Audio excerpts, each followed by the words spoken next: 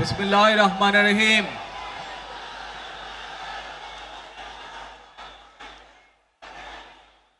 প্রিয় বাংলাদেশ, উপস্থিত প্রিয় মুরব্বীবর্গ, মঞ্চে উপস্থিত জাতীয় নেতৃবৃন্দ, আমার সামনে উপস্থিত প্রিয় ভাই ও বোনেরা এবং মিডিয়ার মাধ্যমে সমগ্র বাংলাদেশ থেকে যারা দেখছেন এই অনুষ্ঠান, প্রিয় ভাই বোনেরা, প্রিয় মা বোনেরা, আসসালামু আলাইকুম। প্রিয় ভাই বোনেরা, আজ প্রথমেই আমি রব্বুল আলামিনের দরবারে হাজারো লক্ষ কোটি শুকরিয়া জানাতে চাই। রব্বুল আলামিনের অশেষ রহমতে আজ আমি আমার প্রিয় মাতৃভূমিতে ফিরে আসতে পেরেছি আপনাদের দোয়ায়। আপনাদের মাঝে প্রিয় ভাই বোনেরা, আমাদের এই প্রিয় মাতৃভূমি 1971 সালে লাখো শহীদের রক্তের বিনিময়ে অর্জিত হয়েছিল। ঠিক একইভাবে 75-এ আবার 7ই নভেম্বর আধিপত্যবাদীদের হাত থেকে রক্ষার জন্য সেদিন সিপাহী জনতার বিপ্লবের মাধ্যমে আধিপত্যবাদের হাত থেকে দেশকে রক্ষা করা হয়েছিল। একইভাবে পরবর্তীতে 90-এ স্বৈরাচারের বিরুদ্ধে এদেশের জনগণ, এদেশের খেটে খাওয়া মানুষ তাদের গণতান্ত্রিক অধিকারকে ছিনিয়ে এনেছিল। কিন্তু তারপরেও ষড়যন্ত্রকারীদের ষড়যন্ত্র থেমে থাকেনি। আমরা তারপর দেখেছি 2024 সালে, 71 সালে এই দেশের মানুষ যেমন স্বাধীনতা অর্জন করেছিল, 2024 সালে এদেশের ছাত্র জনতা সহ সর্বস্তরের মানুষ, কৃষক, শ্রমিক, গৃহবধূ, নারী, পুরুষ, মাদ্রাসার ছাত্র সহ দলমত নির্বিশেষে, শ্রেণী পেশা নির্বিশেষে সকল মানুষ সেদিন 2024 সালের 5ই আগস্ট এই দেশের স্বাধীনতা এবং সার্বভৌমত্বকে রক্ষা করেছিল। প্রিয় ভাই বোনেরা, আজ বাংলাদেশের মানুষ কথা বলার অধিকার ফিরে পেতে চায়। তারা তাদের গণতান্ত্রিক অধিকার ফিরে পেতে চায়। বাংলাদেশের মানুষ চায় তারা তাদের যোগ্যতা অনুযায়ী ন্যায্য অধিকার পাবে। প্রিয় ভাই বোনেরা, আজ আমাদের সময় এসেছে সকলে মিলে দেশ গড়ার। এই দেশে যেমন পাহাড়ের মানুষ আছে, এই দেশে একইভাবে সমতলের মানুষ আছে। এই দেশে মুসলমান, বৌদ্ধ, খ্রিস্টান, হিন্দু সহ বিভিন্ন ধর্মের মানুষ বসবাস করে। আমরা চাই সকলে মিলে এমন একটি বাংলাদেশ গড়ে তুলব আমরা, যেই বাংলাদেশের স্বপ্ন একজন মা দেখেন, অর্থাৎ একটি নিরাপদ বাংলাদেশ আমরা গড়ে তুলতে চাই। যে বাংলাদেশে একজন নারী, একজন পুরুষ, একজন শিশু যেই হোক না কেন নিরাপদে ঘর থেকে বের হলে নিরাপদে ইনশাআল্লাহ ঘরে আবার ফিরে আসতে পারে। প্রিয় ভাই বোনেরা, এই দেশের জনসংখ্যার অর্ধেক নারী, 4 কোটিরও বেশি তরুণ প্রজন্মের সদস্য, 5 কোটির মতন শিশু, 40 লক্ষের মতন প্রতিবন্ধী মানুষ রয়েছেন, কয়েক কোটি কৃষক, শ্রমিক রয়েছেন। এই মানুষগুলোর একটি প্রত্যাশা আছে এই রাষ্ট্রের কাছে, এই মানুষগুলোর একটি আকাঙ্ক্ষা আছে এই দেশের কাছে।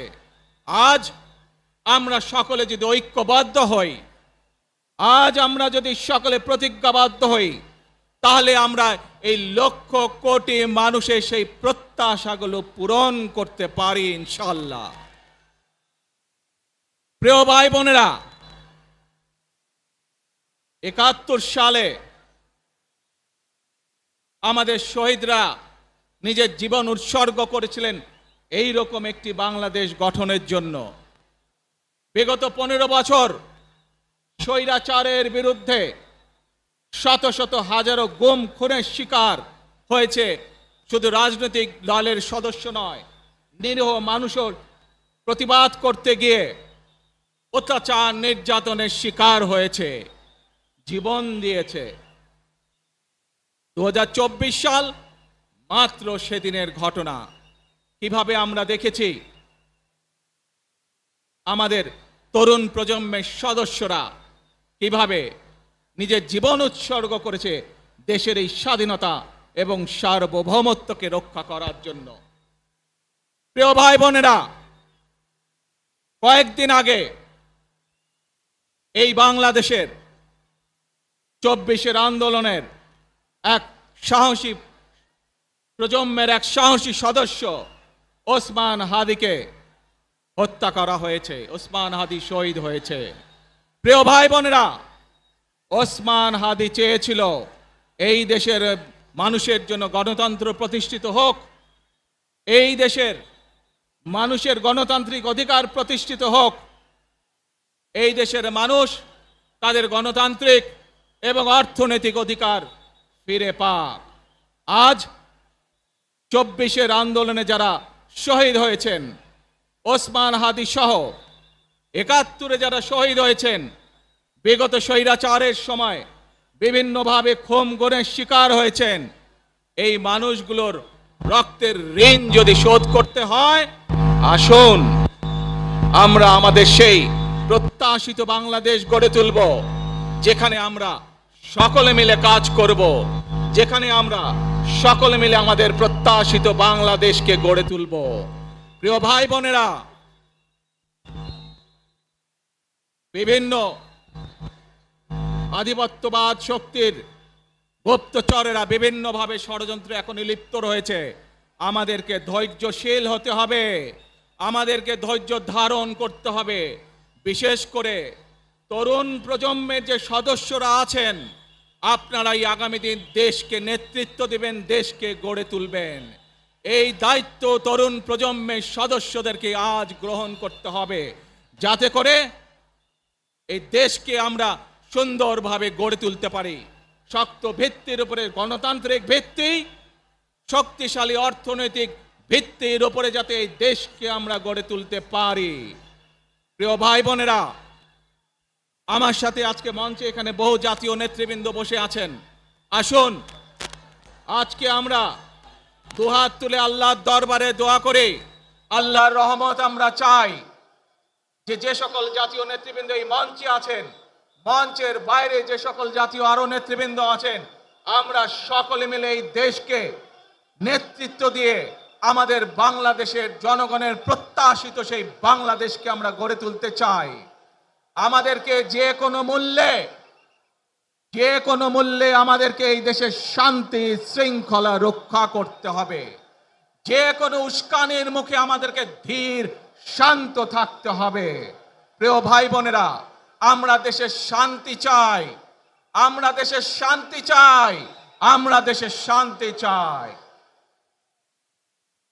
প্রিয় ভাই বোনেরা, মার্টিন লুথার কিং নাম শুনেছেন না আপনারা? নাম শুনেছেন তো আপনারা? মার্টিন লুথার কিং, তার একটি বিখ্যাত ডায়লগ আছে, আই হ্যাভ এ ড্রিম। আজ এই বাংলাদেশের মাটিতে দাঁড়িয়ে আপনাদের সকলের সামনে আমি বলতে চাই, বাংলাদেশ জাতীয়তাবাদী দলের একজন সদস্য হিসাবে আপনাদের সামনে আমি বলতে চাই, I have a plan for the people of my country, for my country. আজ এই পরিকল্পনা দেশের মানুষের স্বার্থে, দেশের উন্নয়নের জন্য, দেশের মানুষের ভাগ্যের পরিবর্তনের জন্য যদি সেই প্ল্যান, সেই কার্যক্রম, সেই পরিকল্পনাকে বাস্তবায়ন করতে হয়, প্রিয় ভাই বোনেরা, এই জনসমুদ্রে যত মানুষ উপস্থিত আছেন, এই সারা বাংলাদেশে গণতন্ত্রের শক্তি যত মানুষ উপস্থিত আছেন, প্রত্যেকটি মানুষের সহযোগিতা আমার লাগবে। প্রত্যেকটি মানুষের সহযোগিতা আমাদের লাগবে। আপনারা যদি আমাদের পাশে থাকেন, আপনারা যদি আমাদেরকে সহযোগিতা করেন, ইনশাআল্লাহ আমরা আই হ্যাভ এ প্ল্যান বাস্তবায়ন করতে সক্ষম হব। আসুন আমরা আল্লাহ রব্বুল আলামিনের দরবারে হাত তুলে প্রার্থনা করি, আমরা যেন, হে রব্বুল আলামিন, হে একমাত্র মালিক, হে একমাত্র পরওয়ারদিগার, হে একমাত্র রহমত দানকারী, হে একমাত্র সাহায্যকারী, আজ আপনি যদি আমাদেরকে রহমত দেন, তাহলে আমরা এই দেশের মানুষ কঠোর পরিশ্রম করার মাধ্যমে আমাদের প্রত্যাশিত বাংলাদেশকে গড়ে তুলতে পারবো।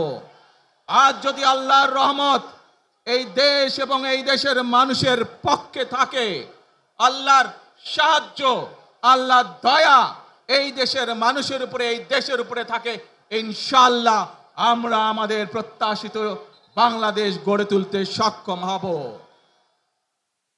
প্রিয় ভাই বোনেরা, আজ আসুন আমরা সকলে মিলে প্রতিজ্ঞা করি, আমরা সকলে মিলে প্রতিজ্ঞা করি যে ইনশাআল্লাহ আগামী দিনে দেশ পরিচালনার দায়িত্বে যারা আসবে, আমরা সকলে নবী করিম সাল্লাল্লাহু আলাইহি সাল্লামের যে ন্যায়পরায়ণতা, সেই ন্যায়পরায়ণতার আলোকে আমরা দেশ পরিচালনার সর্বোচ্চ চেষ্টা করব।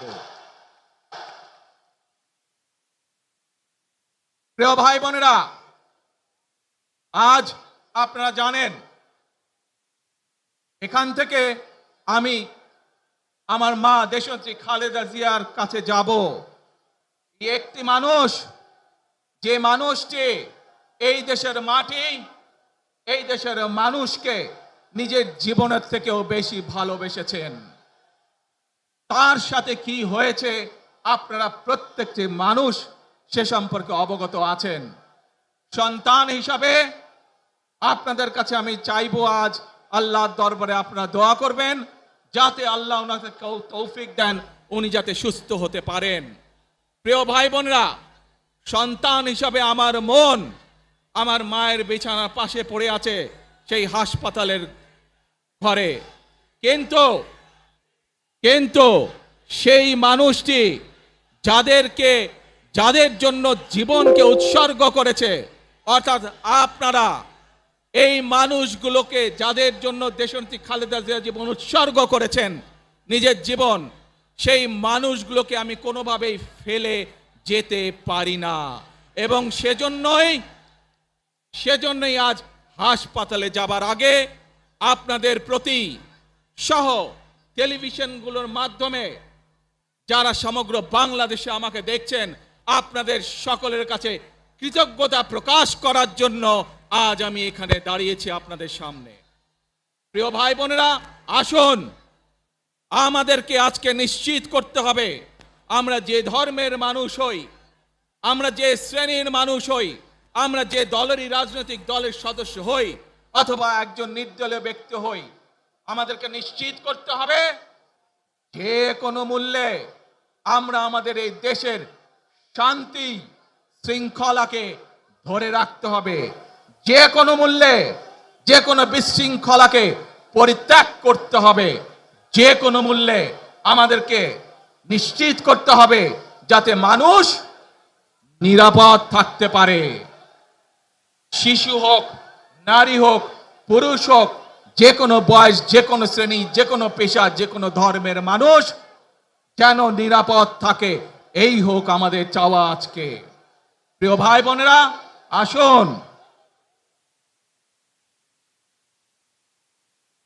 প্রিয় ভাই বোনেরা, সবাই মিলে আজ আমরা প্রতিজ্ঞাবদ্ধ হই, সবাই মিলে করব কাজ। জোরে আরো, সবাই মিলে করব কাজ, কর্মমোদের বাংলাদেশ। ইনশাআল্লাহ আপনাদের সকলের কাছে দোয়া আছে, আবারও সকলকে যে কোনো মূল্যে দেশে শান্তি শৃঙ্খলা রক্ষার আহ্বান জানিয়ে যে কোনো বিশৃঙ্খলাকে পরিহার করে ধৈর্যের সাথে মোকাবেলা করার আহ্বান জানিয়ে আমার বক্তব্য শেষ করছি। আবারও আপনাদের কাছে কৃতজ্ঞতা প্রকাশ করছি আজকে আমাকে এইভাবে বরণ করে নেওয়ার জন্য। আল্লাহ হাফেজ। বাংলাদেশ জিন্দাবাদ, বাংলাদেশ জাতীয়তাবাদী দল জিন্দাবাদ। আসসালামু আলাইকুম।